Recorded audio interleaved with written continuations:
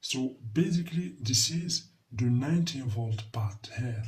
Okay, so here we have 19 volt, then it will goes directly to this inductor and also this inductor, and then will goes here to do other side of this inductor and also this inductor, and then it will goes directly here to this power MOSFET, as you can see. So here basically this is the source of the MOSFET, we have 19 volt, and here we have the drain, we have also, we should get basically 19 volt, as you can see. Do you see the voltage? It's not stable.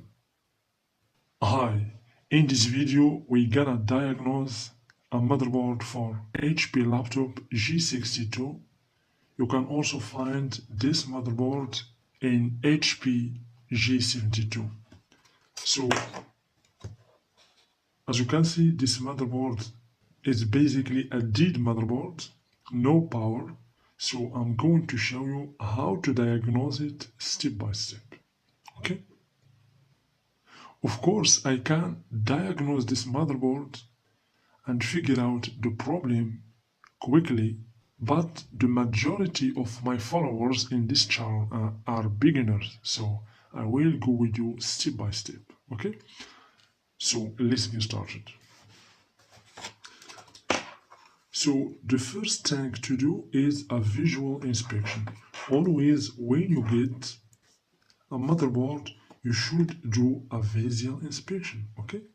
By looking to all components in the motherboard, including ICs, capacitors, inductors. This IC basically is the controller for the RG45. Okay, we have here a crystal oscillator. So here, over here, we have the CPU. This is basically the CPU circuit where we have these inductors. So each inductor means a channel. We have here the first channel, and this is the second channel for the CPU. Okay. So we have here several capacitors. So all these components are good. So basically over here we have the charge circuit. Over here we have the charge circuit, or the DC battery charger, where we have, as you can see, the power jack cable. Okay, so as you can see here we have two power MOSFET. As you can see over here we have two inductors. Basically these two inductors are connected directly to 19 volts. Here we have this red cable means 19 volt. So two inductors, we should basically find here 19 volt. Okay, we have here another MOSFET, we have inductor, and over here we have the battery connector. So let's see the back of the motherboard.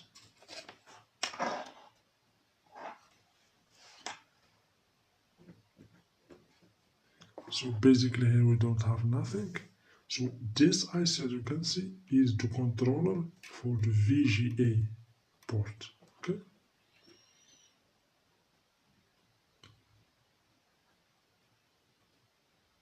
Okay, we have USB connectors. This is the USB connector controller here, as you can see. So this chip basically is the BIOS. We have here a pin, means this is the BIOS. So here basically this is the back of the CPU, where we have, as you can see, these four MOSFETs. So these two MOSFETs are for one channel, and these are for the second channel. And here we have, as you can see, the CPU control IC. So its reference, as you can see, is Maxim 1703 out G, as you can see. This is the CPU control IC.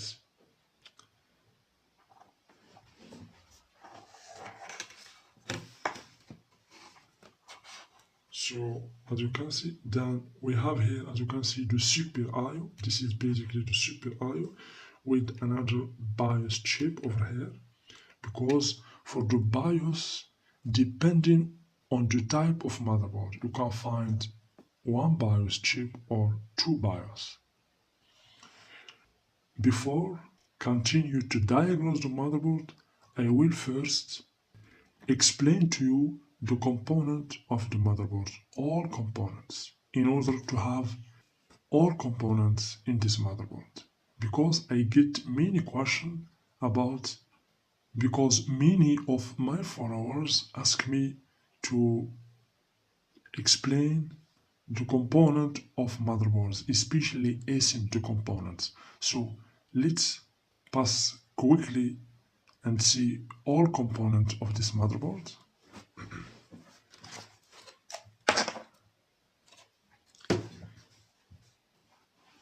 So let's begin here. So as you can see, this is a connector, okay? Here we have power MOSFETs, as you can see here. This is basically transistors. This is an integrated circuit, a small integrated circuit with 8 pins. Here we have inductors, okay? So here we have inductors. Here we have another MOSFET over here. This is inductor or coil. Here we have the battery connector, okay? So this connector is for Wi-Fi card. Here we have a capacitor. This is a polarized capacitor. We called it also a tantalum capacitor. Coil.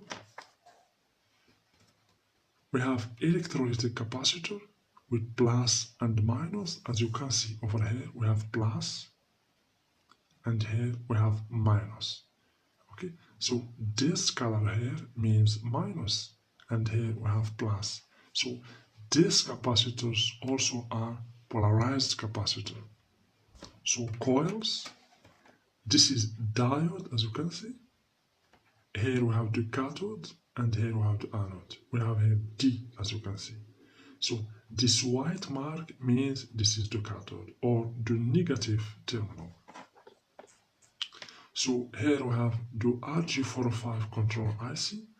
This is basically RG45 connector, and always near to the RG45 you will find this control IC. So we can check another motherboard, for example. Here we have RG45 connector. We have this G mark IC. Okay? So if you have any issue with RG45 IC, you should check this IC. So this is an integrated circuit. Here we have crystal oscillator. You will find always its reference is X or Y. As you can see here, we have Y, L. This is the resistor. 3 zeros means this is a fused resistor. Here we have a ceramic capacitor. Here we have inductor. We have L. Always L means refer to inductor or coil. So here, as you can see, this is audio port, and next to this audio port we have this IC. As you can see, this is the audio control IC. If you have any problem with this IC, this port will not work properly. So over here we have ceramic capacitors. Okay. Those are ceramic capacitors, and this one is the inductor. Okay, so this black color means inductors, and this yellow or brown color refer to ceramic capacitor. So always pay attention. Do not confuse between ceramic capacitors and inductor. So this is inductor, these are ceramic capacitors, and this one inductor, ceramic capacitors, inductor or coil, and all these are ceramic capacitors. So ceramic capacitors has the purpose to remove the noise in every circuit. You will find always ceramic capacitors in every circuit because they have used to remove noise in circuits. Okay, so those basically are resistors. This is resistors. Here we have another crystal oscillator, as you can see. So those are transistors here.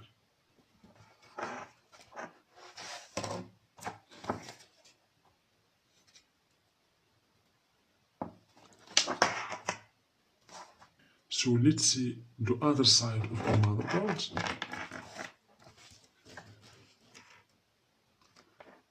So here, this is the VGA connector, where we find 3 inductors. Always next to the VGA connector, you will find 3 inductors. If you have any problem with this connector, you should always check these inductors using the multimeter. Of course, using the continuity mode in the multimeter. Okay? And this is the IC that controls the VGA connector. Okay? So here, normally an inductor should be connected, but it is not connected here. This symbol is for inductor. Okay? This symbol is for inductor.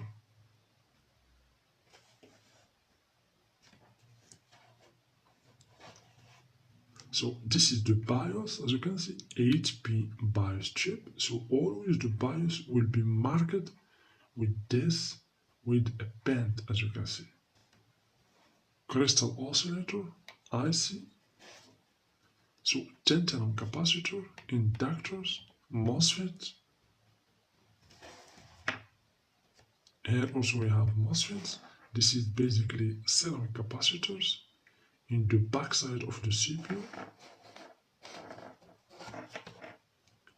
this is the super I/O, okay, the super input-output IC. And here we have another BIOS chip, okay, with this mark, as you can see. So usually you will find just one chip in motherboards, one BIOS chip in laptop motherboards, but sometimes you can find 2. Like this motherboard. So here we have induction, as you can see. This is basically inductors. Here we have MOSFETs. This is diode, as you can see. So as I told you before, this white mark means the cathode and the anode. And here we have transistors, ceramic capacitors, resistor. So now let's go forward and diagnose this motherboard. So we should first connect the power adapter. Okay? So here we have the power adapter. So let's use the multimeter. Let's check first the power adapter and check 19 volts. So let's check the charger first.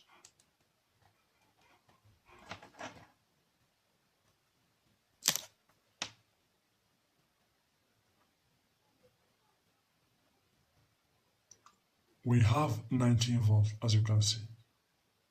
So the charger is serviceable.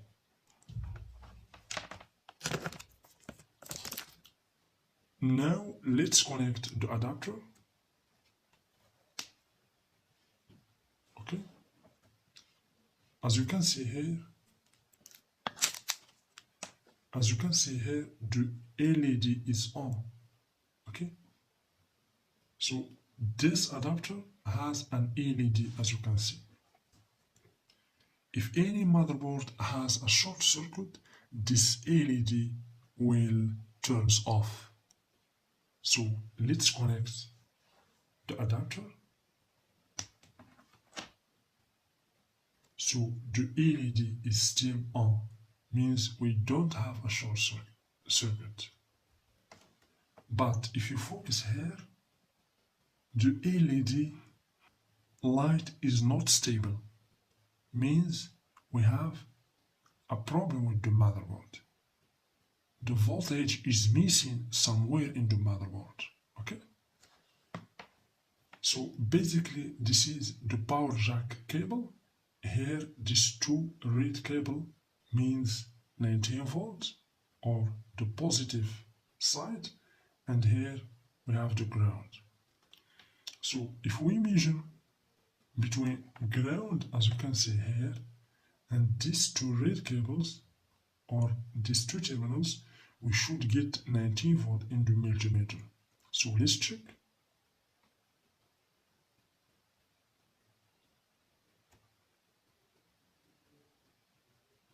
Do you see? The voltage is not stable. We have 19, then 18, 17, 16. Okay?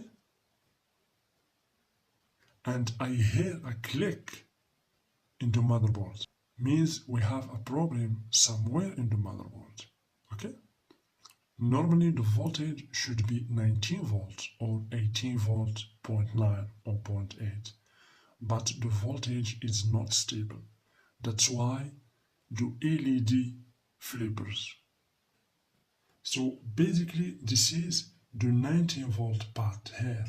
Okay, so here we have 19 volt, then it will goes directly to this inductor and also this inductor, and then will goes here to the other side of this inductor and also this inductor, and then it will goes directly here to this power MOSFET, as you can see.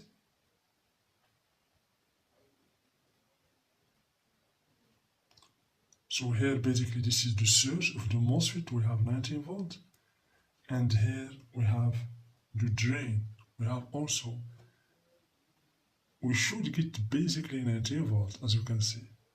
Do you see the voltage? It's not stable. Okay, we have problem somewhere here. And then let's check this one. Do you see the voltage? It's not stable. And the voltage should be also here, on the other side. After that, it will be distributed to all motherboards. So, do you see this MOSFET? So let's check this MOSFET again. So here we have the source.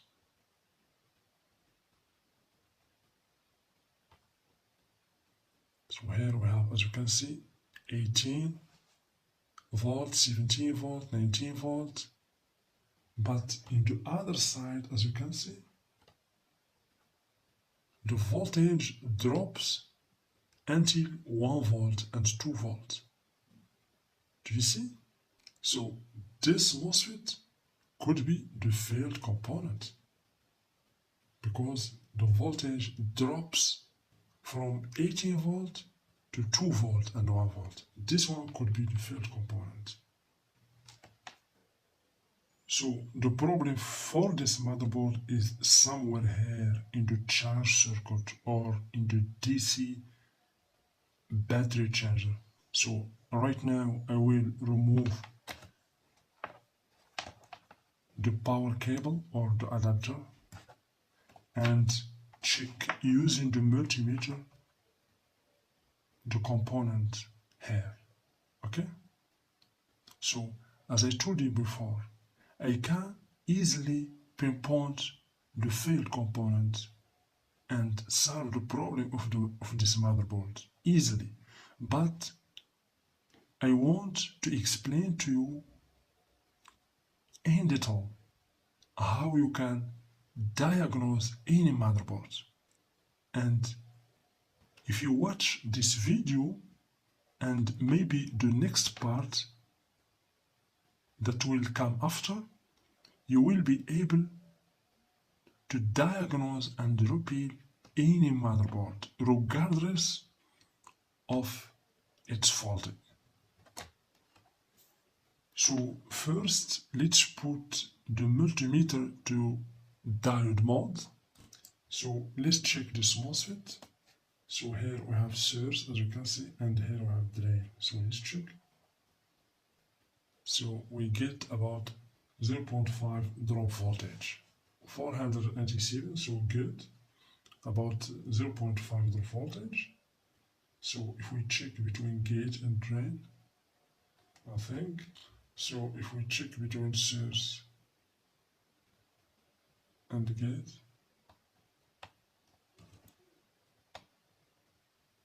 okay, nothing. So this is basically, we don't have basically no problem here. So let's check this MOSFET. So let's swap the props, about 570 or 80. So it seems that these two MOSFETs are good, but the problem basically could be here. So let's see the other side of the motherboard closely. Oh, look at that. We have a problem here. Do you see here? Oh, we have Maxim. So this IC basically is blowout. Have the Maxim. This is basically the charge IC or the DC battery charger control IC.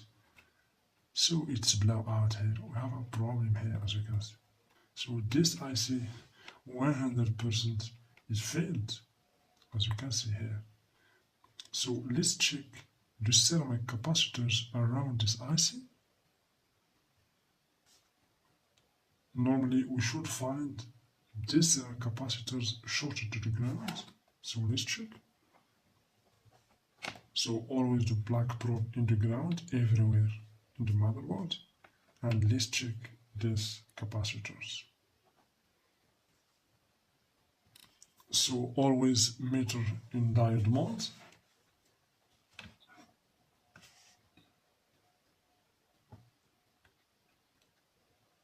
So we get a 700. Here, of course, is connected to the ground. Okay, here, this is the ground. Okay.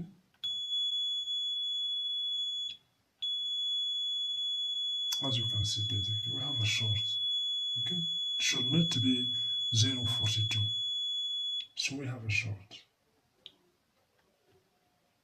So here, as you can see, for this capacitor, this side is connected to the ground, and this side basically is connected to the IC. So it should not give 0.42 in the diode mode. No, it should not. This is a wrong reading. Means here we have a short circuit. So let's check this also. Here connected to the ground. So this is good. So let's check this one. Oh, we have a short here. Look at that. Here also we have a short. So this capacitor is shorted and this is shorted. But these two capacitors, 95% are good. This is the failed component. Here it's blown out. So we should replace this IC. This is the failed IC.